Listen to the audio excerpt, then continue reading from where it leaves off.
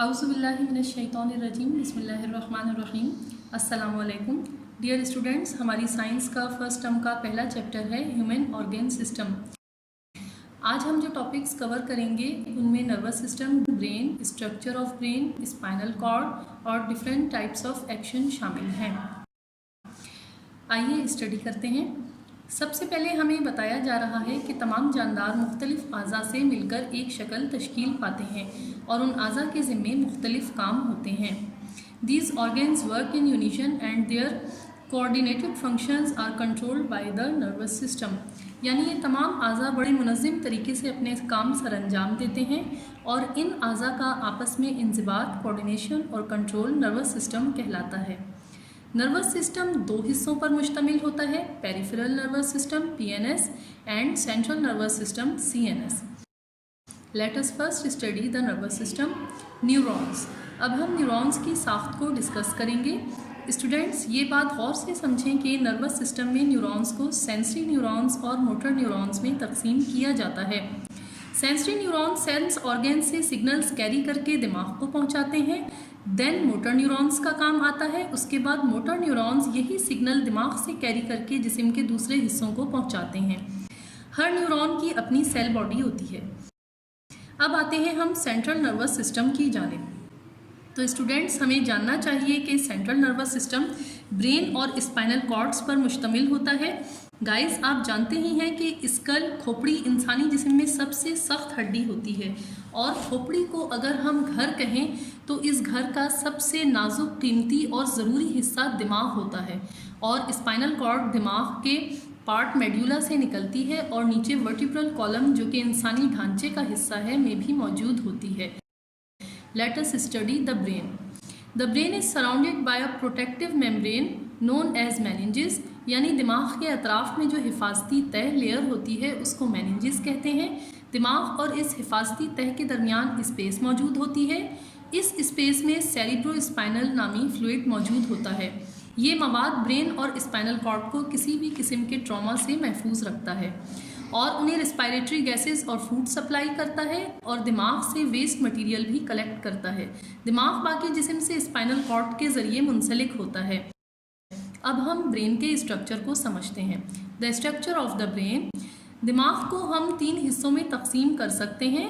Fore brain, number 2 mid brain, number 3 hind brain. Guys, fore brain cerebrum, thalamus और hypothalamus पर मुश्तमिल होता है।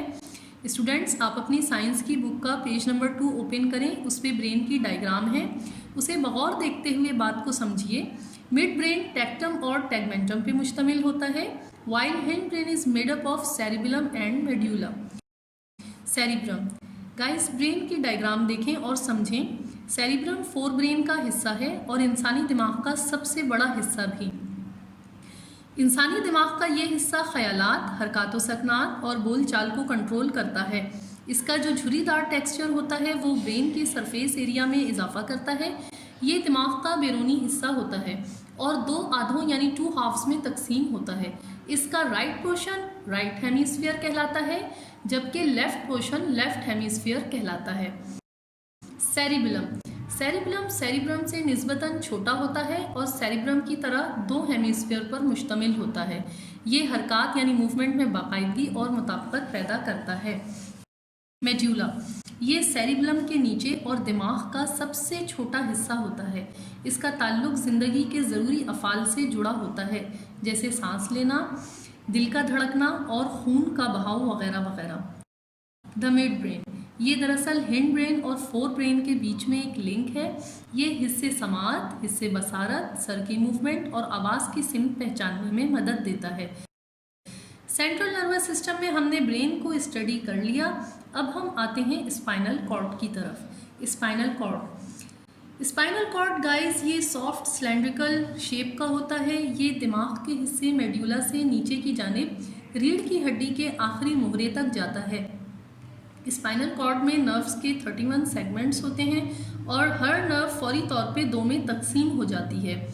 स्पाइनल कॉर्ड का मेजर फंक्शन मालूमात लेना और कामों में मुताबिकत पैदा करना है।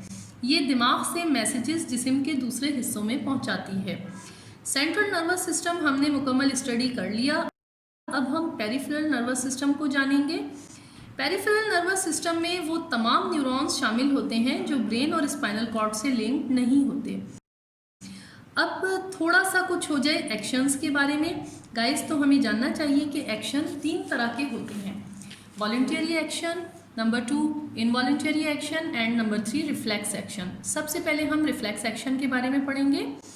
आपने अक्सर देखा होगा कि बेध्यानी में आपका हाथ अगर खौलते हुए गर्म पानी में चला जाए तो हम फ़ौरन अपना हाथ सेकंडों में बाहर खींच लेते हैं, और इसी तरह अगर हमें पता हो कि कोई हमारी तरफ पत्थर मार रहा है तो भी हम फ़ौरन पत्थर से बचने के लिए साइड में मूव कर जाते हैं। यानी ऐसा एक्शन जो जानदार सेकंडों में सरअंजाम दे, बिना सोचे समझे अंजाम दे, वो रिफ्लेक्स एक्शन कहलाता है। वॉलंटरी एक्शन, वो काम जो हम सोच समझ के सरअंजाम दें, वो तमाम काम वॉलंटरी एक्शन कहलाते हैं, जैसे कि किताब पकड़ना, क्रिकेट खेलना, चलना, दौड़ना, पढ़ना, सोना वगैरह वगैरह। इन एक्शंस में दिमाग की मुकम्मल इन्वॉल्वमेंट शामिल होती है। इनवॉलंटरी एक्शंस, ये दरअसल रिफ्लेक्स एक्शन ही की तरह होते हैं।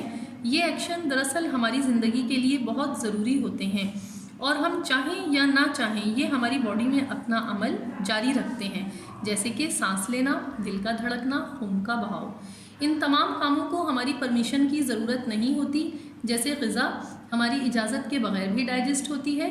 यानी ये तमाम काम हमारी इजाज़त के बग़ैर सरअंजाम पाते हैं। उम्मीद करती हूँ कि आज के टॉपिक्स आप सबको आसानी से समझ में आ गए होंगे। आज के हमारे टॉपिक्स इख्तिताम को पहुँचे। इंशाल्लाह मिलते हैं नेक्स्ट लेक्चर में नेक्स्ट टॉपिक्स के साथ। और अगर आपको किसी भी प्रॉब्लम का सामना करना पड़े या आपको कोई बात ना समझ में आ रही हो तो आप कमेंट सेक्शन में मैसेज करके पूछ सकते हैं या दिए गए ईमेल एड्रेस पे रब्ता कर सकते हैं।